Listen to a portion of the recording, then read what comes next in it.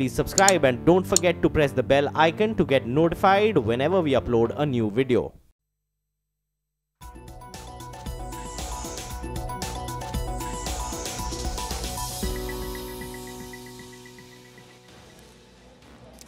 A 14-day session, 61 useful hours in the Lok Sabha, 41 in the Rajya Sabha and 12 bills passed by both houses of Parliament. That in a snapshot of the winter session of Parliament. Data claims that productivity in the Lok Sabha touched a record high of almost 92%. The PRS calculation, however, puts it at a respectable 78%. Similarly, there is a small deviance in the Rajya Sabha productivity figures as well. The session saw 3 key bills being passed by both houses: the IBC Amendment Bill, the Companies Amendment Bill and the Appropriation Bill, which deals with the recapitalization of public sector banks. It was not a smooth start for the government, though. The first few sittings were marred by repeated disruptions by Congress MPs who sought Prime Minister Modi's apology for his comments against the former Prime Minister Singh. The next friction point was the instant triple talaq bill in the Rajya Sabha after the Lok Sabha had passed the bill. The Congress demands that the bill be sent to a parliamentary committee. The bill will now be taken up in the budget session. So to discuss the winter session that was and the budget session that will be, I'm joined by Gaurav Gogoi of the Congress Party, GVL Narasimha Rao of the BJP and Aditi Fadnis, political editor of Business Standard. Appreciate you joining us here on the program. GVL Narasimha Rao, let me start by asking you, and I'll quote to you what the Vice President, Mr. Venkaiah Naidu, has said.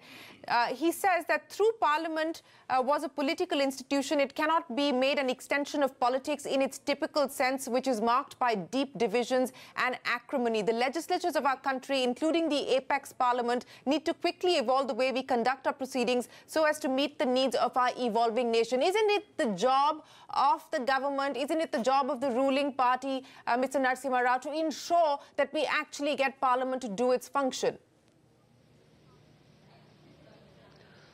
Yes, I think what the Vice President, you've just quoted the Chairman of the Rajya Sabha. This is what exactly Honorable Prime Minister has been saying. He said this even before, at the start of winter session also. The Parliament is to debate, to discuss and to legislate. But it needs 2 hands to clap. I think the intent of the government had been clear from the very beginning. This government, if you look at the success of various sessions over the past 3 years, you will realize that the productivity of Parliament had been very appealing. We have had some massive transformation, massive legislations that have been passed. GST is certainly one major example of that. Mr. Rao, wouldn't it be fair, number of legislation. Wouldn't it be fair, Mr. Rao? I'm interrupting you because you said it needs 2 hands to clap. So wouldn't it be fair then to say that some credit must also be given to the opposition? You just highlighted how the 3 years of Parliament have been the best in terms of productivity, in terms of passing transformational legislation. Wouldn't you be a little bit generous to the opposition for ensuring that that is a reality today? No, Shireen, this is also thanks to the people of the country. They have given us a big mandate. So Lok Sabha, we have been able to get the bills passed without much of opposition recalcitrance. But at the same time, we have, whenever Parliament functioned and we were able to legislate, we have certainly thanked the opposition. Even today, Parliamentary Affairs Minister Mr. Anant Kumar thanked the opposition for making this a very successful session. But at the same time, a session, the house where we do not have the numbers, the Rajya Sabha, it is where opposition has been holding the government to ransom. So that is really the concern. I think the productivity of Rajya Sabha today in the winter session is 50% less than the productivity of the Lok Sabha. So why should a popularly elected government be actually subjected to this kind of blackmail by an opposition, which is certainly, it's not because of issues alone, it's also politics that really comes in play. Gaurav Gogoi, respond to the comment, and this is not a new comment that's been made by the BJP. In fact, they don't really see the virtue or the worthiness of even having a Rajya Sabha. But Gaurav Gogoi, leave that aside. Respond to the charge that's being made here by GVL Narasimha Rao that the Congress party is blackmailing the country by holding the Rajya Sabha hostage. Well, the BJP unfortunately does not believe in democracy and does not believe in parliamentary procedures. And I'll prove that to you. First of all, talking about parliament productivity, it did not even start the winter session on time. Politics delayed the start of the winter session, because of which ordinances on GST and insolvency were brought. So for all this talk about winter session, this was one of the shortest winter sessions of the parliament. Secondly, where in the Lok Sabha, where they have the numbers, they pass the bills through in a haste. It goes to Rajya Sabha, where the wisdom prevails on certain bills which require further amendments, and those bills are then brought back after those amendments are made back into the Lok Sabha. So a lot of parliament time is being wasted because they are not even listening to the opposition in the Lok Sabha.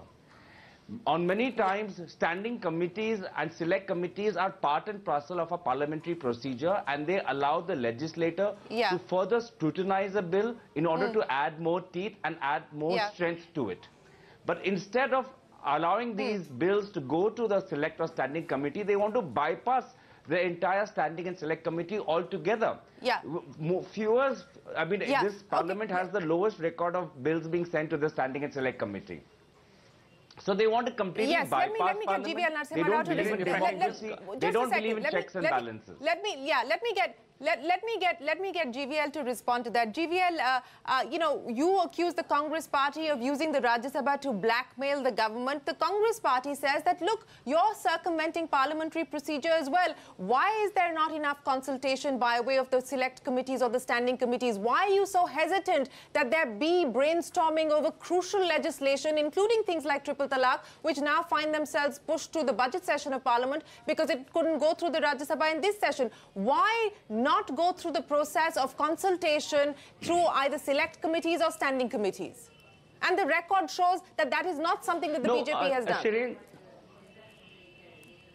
Shireen, complex legislations have all been referred to the standing committee and select committee. But we cannot, select committee or standing committees are an avenue to strengthen bills, not to really sidetrack bills, not to really push them into the cold storage, not to somehow use this as an excuse to somehow try and derail legislation. This is one of the triple talaq legislation is one of the briefest legislations. It has just 4 clauses. You've discussed them threadbare for 4 hours in Lok Sabha, and the bill was passed by almost consensus. But why does the Congress find a problem with the same bill that is introduced in Rajya Sabha, where we were willing to debate it for 4 hours? A 4-clause bill for 4 hours of discussion. Can we not simply seal it? Is this not an attempt to somehow derail the entire legislation by using the bahana, an excuse of a select committee? All right, let me very quickly get Gaurav Gogoi to respond to that, and then I'll get the referee in this match, Aditi Padnis, to give her point of view. Gaurav Gogoi, respond to GVL's point that you're using this as a bahana. You want to derail the legislation, and hence you take the select committee recommendation route. Well, GVL has completely proved a point that the BJP government is not even serious about the Muslim women empowerment bill, because the bill in its themes relate to inheritance, relate to custody of a child, relate to criminal procedures, and relate to religion as well. So all these complicated subjects are just addressed by 4 clauses. Religion. GVL himself says this is the briefest bill, and this is what we are saying, that a bill which talks about inheritance, about marriage law, about divorce law, about domestic violence should need to be further strengthened and be much more elaborate than this short version and brief version and 4-clause version that the BJP brought, which if it gets implemented will not allow women to access I don't want to make this... Sure, I don't want to make this about triple talaq. We've already been discussing that through the week, so I'm going to call a timeout here between. I'm going to call a timeout here between the 2 political spokespeople and go to the match referee, Aditi Padnis. Perhaps there is some element of truth to the arguments being made both by GVL Narasimha Rao as well as Gaurav Gogoi. But what, to your mind, would be the big highlight, the big takeaway from the winter session of Parliament? Well, a lot of work has been done, and I think the Congress now, the opposition generally, is deploying itself far more intelligently than it was earlier. Earlier, it was just a matter of coming to the well of the house and shouting. Fortunately, that tactic seems to have changed now, and I think the insistence on moving things to the select committee actually the readiness to work Yeah. where there is an area of consensus. And you have to give them credit. There has been areas of consensus where the Congress has not raised unnecessary issues. In the Lok Sabha, for instance, it's a fait accompli, it's a given, so you can't do much about it. But even there, in the Trinamool, the attitude of the Trinamool Congress, for instance, to the judges' bill, all those things are indications that where it can help, it will help. Where it has doubts, the opposition will do its job. So it's played a constructive role. So I think the government should concede. Acknowledge that. Yeah, concede. And GVL, very quickly respond to the match referee saying that, look, the Congress hasn't made your life difficult in areas where it actually agrees with you, and there are concerns, legitimate concerns that it has, where it has tried to, but concede ground to the fact, or to the Congress, that it's actually played a constructive role. No, you see, whenever I have said earlier that whenever they supported legislation, we have always thanked them. But it is not, they're not doing a favor to the BJP. BJP and Congress exist because people of the country have voted us to be in parliament. Nobody is doing anybody a favor. We have to have national interest at the top of our minds. And if they have done their job, public duty, we certainly thank them. And if they have betrayed public interest, we expose them. And on most occasions, I think like what I've stated, even on GST you've seen, after having passed unanimously in Parliament and after unanimous decisions in the GST Council, the kind of cheap politics that Rahul Gandhi played over GST is there for everyone to see. So therefore, I'm not willing to give them credit because they don't deserve it. Because even after unanimous decisions, you pick holes in it and use very petty politics over it. But GVN Narasimha Rao, if the BJP truly believes that Rahul Gandhi is playing cheap politics, then why make the changes that Rahul Gandhi and the Congress party have been asking for? Then you should have stuck to your guns. Why make the changes? And there have been umpteen number of changes that the GST Council has brought about. If you think that it's only a matter of cheap politics that the Congress is playing. And not in national interest. I think you seem to be giving... Not one change is because of Rahul Gandhi. I think not one change that has been made in GST. I don't even know how much of it he understands. Not one change. We are a government. We certainly want to improve, be it demonetization or GST after the rollout. We have certainly monitored the implementation, and we made changes as are in national interest. We are a government that are talking to every section of the society. So Rahul Gandhi was only playing politics. Tell me one change that was made as a result of Rahul Gandhi's demand. Was there anything specific except playing cheap politics over it? All right, cheap politics over the GST. Let's now talk about the session that is going to be crucial, which is the budget session, which starts from the end of January. We've got the union budget slated for the 1st of February. Today, we've got the CSO put out the advance estimates of the GDP coming in at a 4-year low. This is the lowest that we've seen since FY14. Aditi Phadnis, how do you see the budget session panning out? The question is, will there be fiscal profligacy? Will there be fiscal prudence? Will they stick to 3.2%? Will there be a minor slippage? Is it going to be an agri-focused budget which seems to take care of the message that the Gujarat election sent out? How do you see the budget session progressing? We now know that the budget will be tabled on the 1st of February. As always, there will be an economic survey. The railway budget will be part of the main budget. After that, we have to see what figures the government presents. The Congress has been remarkably quiet on reports that the fiscal deficit is going to be breached. There's been not a peep from the Congress, anyone. No one has commented so far, which means... But Mr. Chidambaram seems to be, raising those issues there, and it was addressed by the finance minister in Parliament yesterday as well, saying that, look, we've brought down the deviations on fiscal deficit from the highs that the UPA had brought us to, and even if there is a slippage, now we're talking about discussing minor slippages. All I'm saying is there may be a slippage, but the Congress is not accusing yet anybody of anything yet. So I suspect that when they see the final figures, and we know that today the RBI has advanced the government some money, they've offered it's not a done deal yet, but that's the assumption. That's the general impression. And that is the only way to go, frankly. So we don't know yet what the fiscal deficit situation is going to be. Okay. And also, I think there are some concerns about rising oil prices. So those things will have to be addressed in the budget as well. As you say, it's going to be an agri-oriented budget, which is as it should be, because, I mean, there have been firings on farmers, so you need to address those issues. We'll have to see the taxation part. We don't really know that yet. But if there is going to be anything like a UBI, then I think a universal basic income scheme, which is something that the economic survey presented by Arvind Subramaniam, the chief economic advisor, had floated that idea. Will it be introduced even in a pilot fashion in the budget? Well, it's been accepted by the Jammu and Kashmir government, and they have decided to roll it out. Will we see more on that in the budget?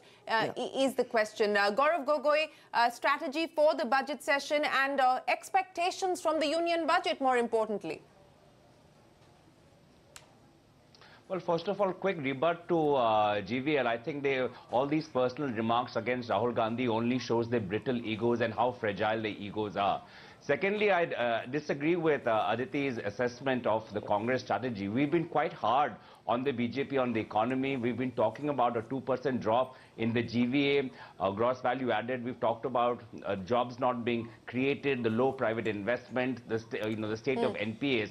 And clearly the economy now being at 6.5% only shows that how BJP is harming India's interests by the economic mismanagement. It's unfortunate when the entire world, global world, is recovering and posting good and positive growth figures. India seems to be the only economy amongst the major and emerging economies that is going in the opposite trend. And that just shows the mismanagement of the BJP.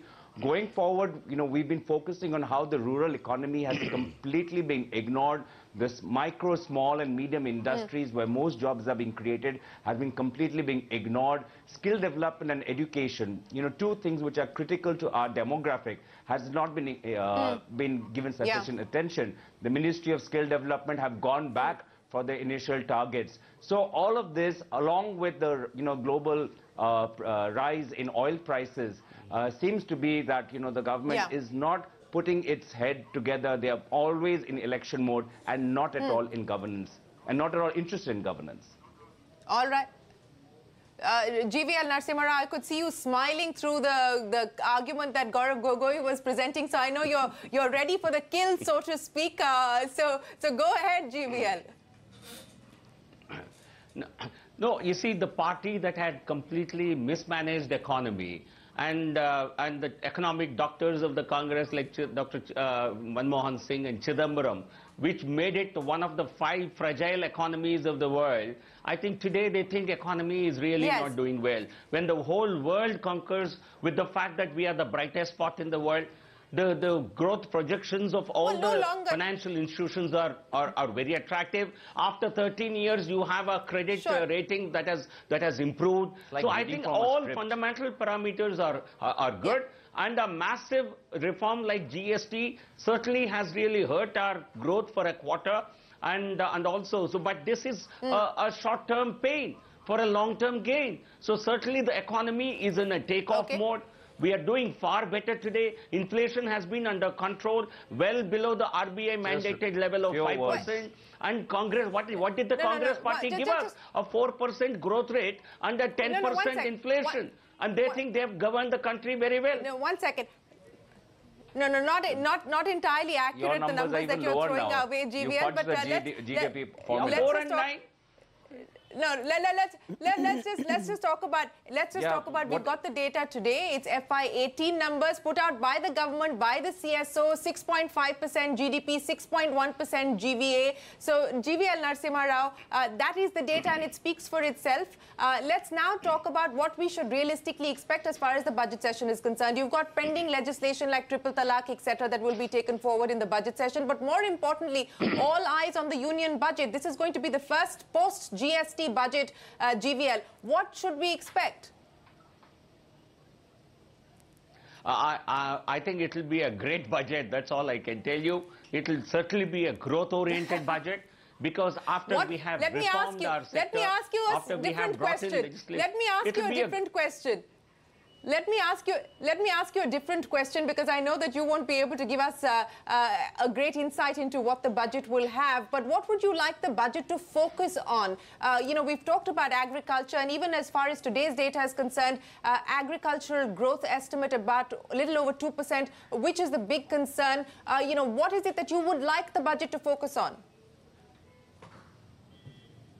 No, certainly, you see that the focus of this budget will be, as I said, on growth, on increasing certainly the demand, and certainly we need more growth in rural sector so that you have greater demand coming from rural areas. So I think you have seen a series of steps being taken even in the last 6 months. You've seen how on the one hand bank recapitalization has been proposed, and on the other public investments in the rural sector, in infrastructure sector that have already been speeded up. And I certainly will see a continuation. Yeah. This budget will see a continuation of that focus. Public investments and also greater investments in agriculture, enhancing rural demand, and increasing the growth potential overall. I think these are things which are definitely likely to happen, because that's how this country, that's how the last 3 budgets have focused, and this country, that momentum will continue.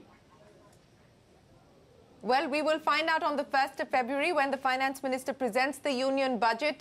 But for today, we'll have to leave it here. Gaurav Gogoi, GVL Narasimha Rao, Aditi Fadnis, thanks very much for joining us. There was no acrimony, or at least not a lot of acrimony on this show. We actually had a meaningful conversation, which is the hope that the Vice President has, that even Parliament will see less acrimony and more meaningful conversation and legislation. Appreciate your time. Thank you very much for joining us here on CNBC TV18.